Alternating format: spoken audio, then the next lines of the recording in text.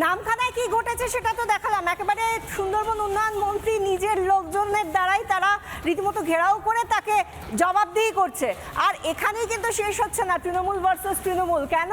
কারণ মালদায় 8ই জানুয়ারি অভিষেক বন্দ্যোপাধ্যায় তিনি যাচ্ছেন, দলীয় সভা রয়েছে, কিন্তু সেখানে তিনি পৌঁছানোর আগে একেবারে তৃণমূলের কোন্দল, অন্তর্কলহ সেটা চরমে পৌঁছেছে। সেখানে তৃণমূলের কর্মী তৃণমূলের আরেক কর্মীকে গুলি করছে, সেখানে বন্দুকের বাট দিয়ে তৃণমূল কর্মীকে মারছে।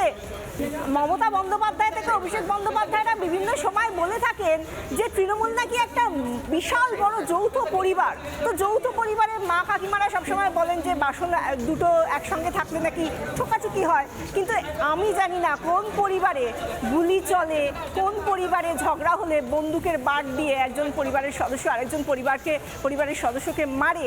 সত্যি আমি বা আমাদের বাংলার কোনো মানুষ জানেন বলে যাই না, তবে হ্যাঁ তৃণমূল নতুন নতুন নানা রকম উদাহরণ তৈরি করছে, সেগুলো আমাদের চোখের সামনে।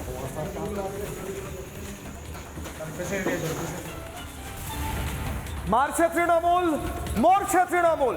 গ্রামে ক্রিকেট খেলা নিয়ে গন্ডগোল, সালিশি সভা, দুপক্ষই তৃণমূল, সালিশি সভায় আবার গন্ডগোল। তারপর এক পক্ষে তৃণমূল জামাল উদ্দিনকে, আরেক পক্ষে তৃণমূল অভিযোগ বাবর সে ডাকে জল খেতে এবং তারপর ডাকার পর ধাই ধাই করে গুলি চালানো হয়, গুলি লাগে পিঠে, হাসপাতালে নিয়ে যাওয়া হয়। এরপর কি হয়? এরপর বাড়িতে ঢুকে অভিযুক্তরা জামাল উদ্দিন শেখকে গুলি মারার পর খবর পেয়ে তার ছেলে শামীম শেখ এবং তার ভাইপো সাদ্দাম শেখ গেলে তাদেরকেও বন্দুকের বাট দিয়ে মারধর করা হয়। পরিস্থিতি এমন, গুলি করছে তৃণমূল, গুলি খাচ্ছে তৃণমূল, মরছে তৃণমূল, মারছে তৃণমূল।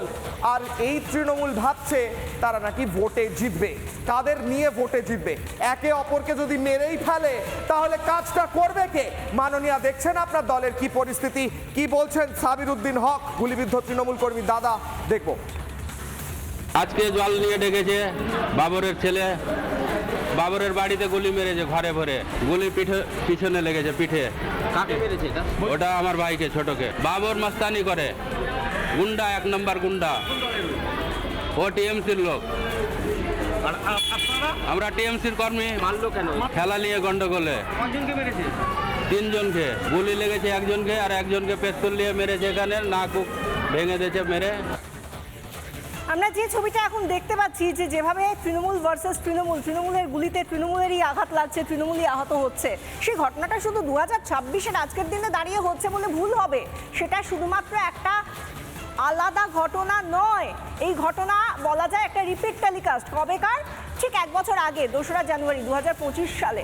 সেখানে আমরা দেখেছিলাম কি বাবলা সরকারকে যেভাবে খুন হতে হয়েছিল, গুলি করে খুন করা হয়েছিল তৃণমূল কাউন্সিলরকে, তৃণমূলের লোকজনই তাকে খুন করেছিল। এবং আজকে আবার আমরা এই একই রকম ঘটনা আবার দেখতে পাচ্ছি। এবং মাথায় রাখতে হবে 8 তারিখ, আর মাত্র কটা দিন পরেই অভিষেক বন্দ্যোপাধ্যায় আসছেন সভা করতে। অভিষেক বন্দ্যোপাধ্যায় যেখানেই যাচ্ছেন র্যাম্প শো করছেন বটে, নানা রকমের বর্ণাঢ্য কিছু কাজকর্ম করছেন, শো করছেন, কিন্তু সেই শোয়ে এই বিষয়গুলোকে একবার লোকজনের সামনে বলবেন? আমরা সত্যিই জানি না। আমরা শোনার জন্য আগ্রহী, অবশ্যই অপেক্ষা করে থাকবো। অভিষেক বন্দ্যোপাধ্যায় এত বড় পরিবারের একজন মাথা, তিনি নিশ্চয়ই তার পরিবারে যা চলছে সেগুলো নিয়েও কথা বলবেন, এই গোলাগুলি, বন্দুকের বাট দিয়ে মারা ইত্যাদি ইত্যাদি ইত্যাদি। তো যাই হোক, এই ধরনের ঘটনাগুলো নিয়ে যখন যিনি জেলার তৃণমূলের মুখপাত্র, তিনি এই নিয়ে কি বলছেন, একটা সাফাই দিচ্ছেন। তিনি বলছেন এটা নাকি সাধারণ একটা গ্রাম্য বিবাদ। শোনা যাক কি বলছেন তিনি। এটা নিছকই একটা গ্রাম্য বিবাদ থেকে এই ঘটনাটা ঘটেছে।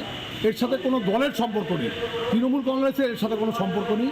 যারা অলরেডি কনসার্ন থানার অফিসাররা আসামিদেরকে অ্যারেস্ট শুরু করে দিয়েছে এবং খুব তাড়াতাড়ি তারা পেনালাইজড হবে। বাংলায় আইনের শাসন মুখ্যমন্ত্রীর নেতৃত্বে জারি আছে বলে এখানে যে কোনো অপরাধ সংঘটিত হলে আসামিরা অ্যারেস্টেড হয়, পেনালাইজড হয়। নানা ধরনের কন্টেন্ট দেখার জন্য লাইক করুন, শেয়ার করুন আমাদের ফেসবুক পেজ, সাবস্ক্রাইব করুন আমাদের ইউটিউব চ্যানেল। পাশাপাশি অন্যান্য ব্রেকিং নিউজের জন্য অবশ্যই চোখ রাখুন রিপাবলিক বাংলায়।